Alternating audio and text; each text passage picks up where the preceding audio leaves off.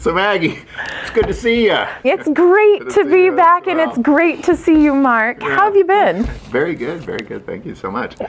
Hey, what we were originally going to talk about was a question I had for you, and I know I mentioned this a little bit earlier, and this is a new thing, is that the White House has said there's now this zero tolerance of gun store mistakes. That if you make a certain mistake, and they kind of have a short list of mistakes that you can make, that you can't make, that you make one, you're shut down. Like you're immediately shut down. You have to surrender everything, shut down. And those mistakes are, as I understand it, I don't have them in front of me, but the general idea is selling guns to people who don't qualify for that. Like maybe they don't pass background check, or you knew they were lying about something, or they, whatever the case may be, that they didn't qualify for that gun. If you sell them that gun, or if you knowingly sell illegal components, knowing, that kind of thing, that's another thing. So I was just curious if you've heard or anything, or just any insight you might have on that at all. So, it's kind of a big question. My first question was, how bad do these mistakes have to be for a zero? Like, no, you're gone. Like, you forgot to cross the T on Kansas City, and you're out. No, it can't be that easy. No. So it's got to be, obviously selling guns to someone who can't pass their background check, or selling parts that illegal parts for guns. And I do know that there are gun stores that have gotten closed down for that. To my knowledge, in the 80% of the decade that I have been employed in the firearms industry, that's always been the rule. Like, hey, you don't sell to people who can't pass a background check. When you yourself have a license, you have to follow all the rules, and that's always been one of the rules too. And you're like, hey, don't go selling illegal machine guns or illegal parts to make these guns full. That's always been a thing. Well, I think apparently have you ever heard of anybody like getting warned about that and then they're shut, or is it just? Yes. Okay, so I guess maybe that in life is different. So that has happened before. Not here at this store, but I do know. Run the books here, of course it does. You run a tight ship here. I do know that. I would like to Sorry, hope I didn't mean to so. get you off track, I would really like to hope I'm sure so. they just love you. The idea. Some of them. I'm sorry, Agent Beans, for the time I hit you with my A&D book, but you probably kind of sort of deserved it, and I'm glad we're still friends. I'll see you the next time you swing by for an audit. I don't even remember what you were saying. I'm so sorry. So no, the firearms businesses, the licensed dealers that are selling illegal parts or illegal firearms, or selling to people who are not allowed to own firearms, or who just can't pass their background check, that's a thing. And they catch those on audits and things and go, wait a minute, it says here that this person was denied the purchase of a firearm on the 12th. 2 days later, on the 14th, they came in to pick up their gun. You saw that it was denied, and you went, bye, have fun, take it home, just sign and date, there it goes. And they go, why'd you do that? You really screwed up. The FBI, when they gave you the results of that background check, said, no, don't give this person a gun. And you were just like, yeah, have fun, bye. No, you don't do that. And so that's usually when they get caught, is in these audits, where it shows up on the paperwork that, yeah, you really you messed up. So you know better than to do that. Obviously, you hope that it's made by an employee that was their first day, their first transaction, and they weren't even paying attention. That employee probably isn't going to be able to keep their job for very long, especially if the owner of the license wants to continue holding their license.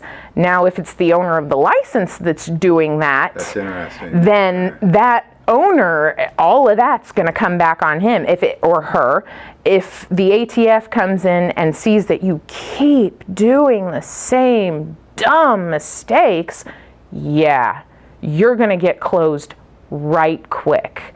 So I do understand a zero tolerance for people who aren't. Clearly you did this on purpose. Like Yes. the owner of the store, the man or woman holding the license. The man or woman holding the license, chose to make, this is a conscious It decision. wasn't a mistake. You get those results, you read those results, and provided you can read, it says, yes, this person may proceed with a firearm out the door by, or no, this is denied in nice big letters, denied. They don't give us a reason, they give us a transaction number, they don't tell us anything. It's not our business to know why you were denied. But all we get is this transaction number, this transaction was denied. That's where we stop. I see. So now if I understand it right, which I don't know if I ever understand things that come from the ATF or the White House, but if I understand it right, it's now like if for example, if you guys had a new employee and he did that by mistake day one, that now that is a zero tolerance, that now you actually, your employees will be accountable for your FFL as well in regards to that short list is kind of what that sounds like. That is ridiculous. Now, I would understand. You should ask that agent. would ask him, like, just kind of give that hypothetical. Because if zero tolerance, like, well, what is the difference now? Like, if I do know that there are employees who were let go from their employment at a firearms store for making too many mistakes. Somebody that's watching the paperwork or doing whatever sees either your initials on there somewhere, or there's usually something, an indicator that can tell you which employee ran which background check, or which employee is doing what transaction. For a small store that only has one or two employees, okay, it was either him or it was me.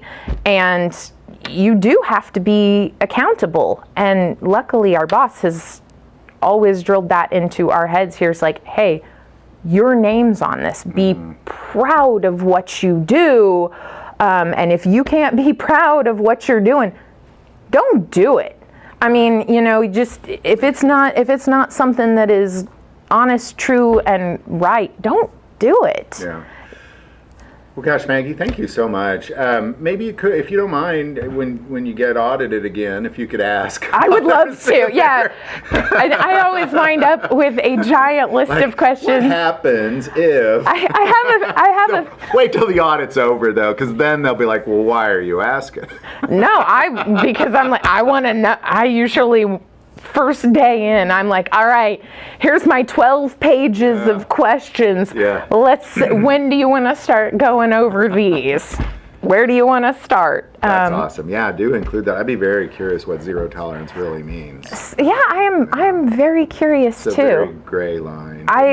Zero sounds like a very definitive line, so I'd be very curious. Very curious. I really would think that would apply to the dealers that are willingly making these mistakes. Or in one case, a few years back, there was a dealer in Missouri that had purchased a collection and then just turned around and out in the parking lot, just under the table, yeah, I bought all these on my license and now I'm, sure, you $300 for that one? Yeah, sure, all right. Yeah, no paperwork, just take it. And that's not, and then somebody else not a sees very that. good business model. Somebody else sees that and goes, "Hey, wait a minute, that's not right." Or, sometimes if they know